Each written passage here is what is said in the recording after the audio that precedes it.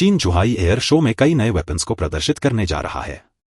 ये वेपन्स इतने पावरफुल हैं जिनसे भारत की परेशानी बढ़ सकती है। इनमें HQ-19 missile system, J-35 stealth fighter aircrafts और J-15T career based fighter aircrafts शामिल हैं। इसके अलावा चीन कई तरह के दूसरे डिफेंस इक्विपमेंट्स को भी डेमोन्स्ट्रेट कर रहा है। आइए जानते हैं पूरी खबर। चीन 12 से 17 नवंबर तक होने वाले जुहाई एयर शो में पावर डेमोन्स्ट्रेट करने को तैयार है। इस एयर शो में चीन अपने कटिंग एज मिलिट्री टेक्नोलॉजी को दुनिया के सामने दिखा रहा है। हालांकि एनालिस्ट्स का मानना है कि यह सिर्फ एडवांस्ड मिलिट्री टेक्नोलॉजी एग्जीबिशन से कहीं बढ़कर है। यह चीन की बढ़ती ताकत का एक बोल्ड डिस्प्ले है जो पूरे इंडो पैसिफिक रीजन में अग्रेशन बढ़ा रहा है, जिसमें भारत भी शामिल है। एयर शो में HQ-19 surface to air missile system, J-35 stealth fighter jet और J-15T एयरक्राफ्ट कैरियर से उड़ान भरने वाला फाइटर जेट सहित कई उन्नत सैन्य उपकरण प्रदर्शित किए जाएंगे।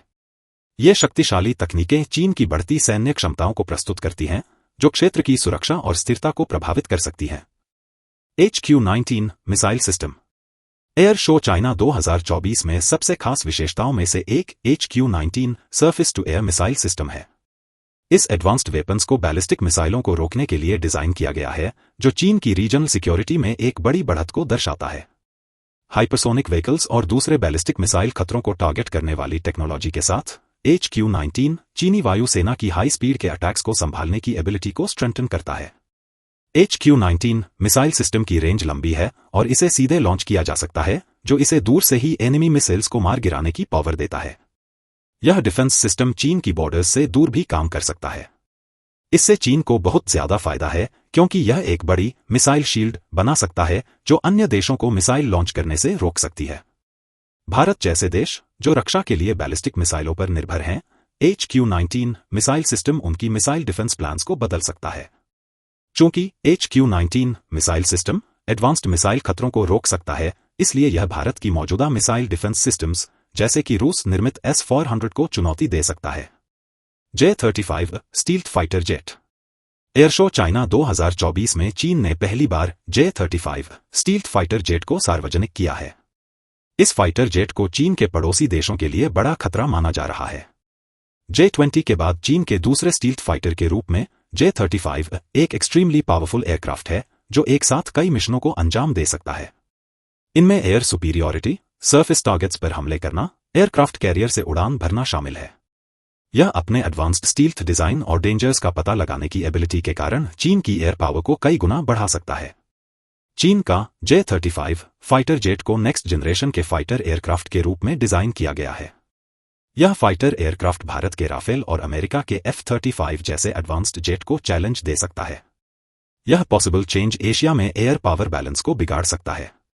भारत के लिए यह वरीसम है, क्योंकि इंडियन एयरफोर्स पहले से ही अपने फाइटर एयरक्राफ्ट्स की संख्या में कमी का सामना कर रही है, जिसमें केवल 31 स्क्वाड्रन ही सर्विस में है, जबकि इंडियन एयरफोर्स को कम से कम 42 स्क्वाड्रन की जरूरत है।